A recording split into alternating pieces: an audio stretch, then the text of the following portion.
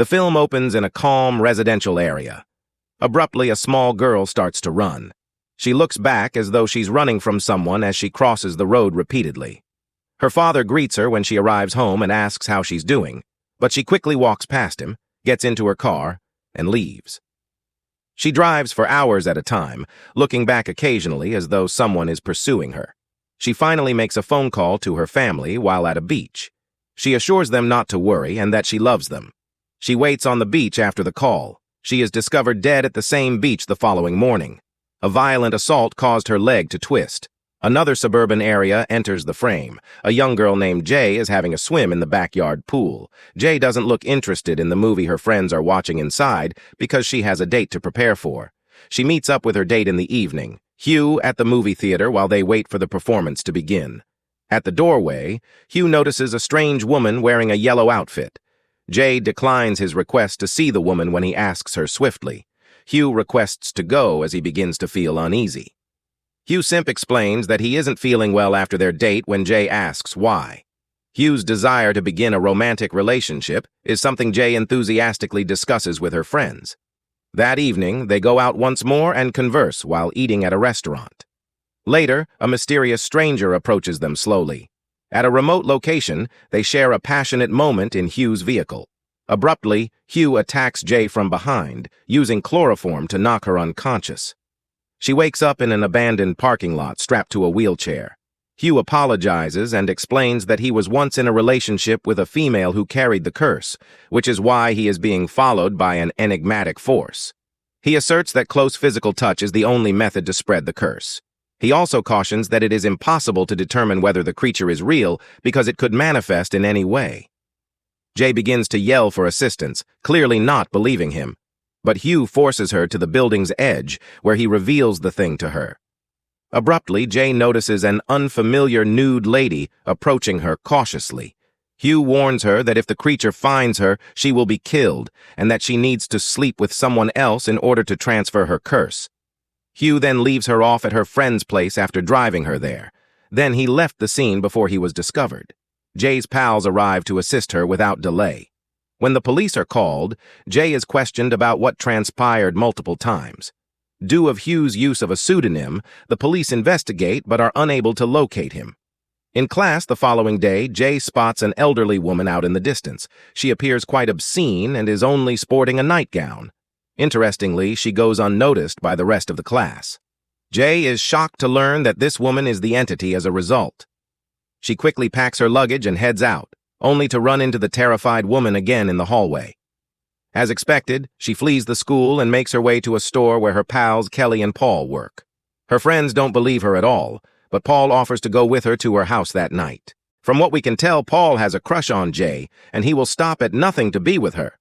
Seeing Jay's bravery, everyone agrees to stay by her side to keep her safe that night. Jay finds it difficult to fall asleep because she has become paranoid. She sneaks downstairs and finds Paul watching a movie. He tries to reassure her, but she doesn't listen. Then they hear the sound of the kitchen window being shattered. Paul rushes upstairs to wake the others, so he feels scared. Meanwhile, Jay is left alone downstairs and decides to check the kitchen herself.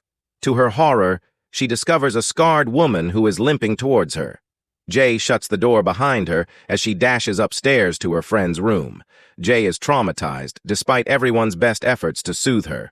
Even once she at last acknowledges that she is cursed, her pals don't seem to buy it. One of them eventually chooses to open the door, revealing an empty hallway. Jay is relieved at first, believing it to be a delusion, but then a frighteningly tall figure appears from behind her buddy. In the next scene, she shouts and runs out the bedroom window to the balcony. Jay takes her bike to a nearby park where her pals follow in an attempt to console her. As Jay starts to feel suspicious, the group resolves to track down Hugh in order to obtain more information later. After locating his address, the crew goes to the location, but it is unoccupied. They begin searching for old pictures and other hints that lead them to Hugh's high school since they don't want to give up. They eventually locate his actual address at the school, where they discover his name is Jeff. Without delay, they head to his residence and face him. Jeff apologizes right away and says that after a one-night stand, the same thing occurred to him. After that, he admits that the curse is real, and that the only way to break it is to tell others about it. After being taken aback, Jay and her companions resolve to maintain as much space as possible before outlining probable destinations. Visiting a friend's lakeside cottage is one recommendation. They all choose to go there since Jay thinks it's a good idea. As time goes on, the gang forgets all of the suffering and enjoys their greatest time ever at the lakeside home. That is, until one day, a strange woman comes up behind Jay. She is the death entity. This woman surprises everyone by grabbing Jay's hair. Paul wants to save his companion, but he is helpless when he tries to swing a chair arbitrarily because he cannot see the entity. Then the thing disorients him. The gang dashes inside a shed not far away. Jay pulls a gun and fires at the thing, but not much is hit. She's scared. Surprisingly, she locks the shed door after closing it. The thing plows through the door and leaves a hole in the bottom. Jay waits and sees nothing, but as she gets closer to the hole, a small boy with marks on his face startles her. This suggests that the object has reshaped itself to fit through the opening. Luckily, Jay manages to crawl out of the shed, hops in her car, and speeds off, only to crash into a cornfield out of terror. In the scene that follows, Jay awakens in the hospital surrounded by her friends. She finds out from her friends that she needs to stay there for a few days, despite having some minor injuries. Jay becomes terrified at hearing this and thinks the monster is going to imprison her in the hospital, but her friends reassure her that they will be there for her. Jay recognizes at this point that she can put a stop to all of this. All she needs to do is have sex and spread the curse. Thankfully, Greg consents to accompany her since he still rejects the curse and wants her to feel normal. In the hospital bed that evening, the two had a tender moment together. A few days later, Jay sees someone breaking in through Greg's front window when she is keeping an eye on his home. Surprising herself that she can still see the creature, Jay phones Greg right away to warn him, but he doesn't pick up, so she needs to head over to his place. Upstairs, she discovers the thing posing as Greg's mother banging on the door to his bedroom. Despite Jay's warnings, Greg opens the door and suffers a horrific death. Fearful, Jay bolts from the house and takes off. She is aware that the thing is tracking her once more. She flees to a beach as far away as she can since she is scared and stunned by what she just seen. She approaches some lads she saw there and attempts to entice them to have sex. But at the last minute, she decides against it and returns home.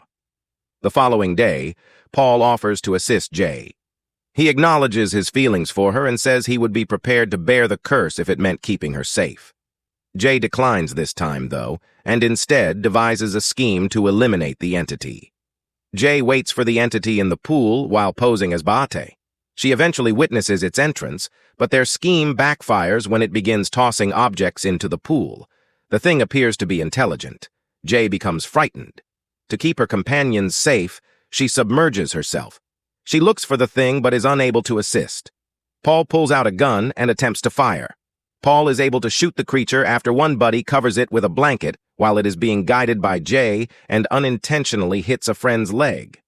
The object tumbles into the pool. They believe they've won, so Jay swims to safety, only to have the pool explode in crimson water. Their scheme backfires. The thing has vanished. Jay understands that it is unkillable.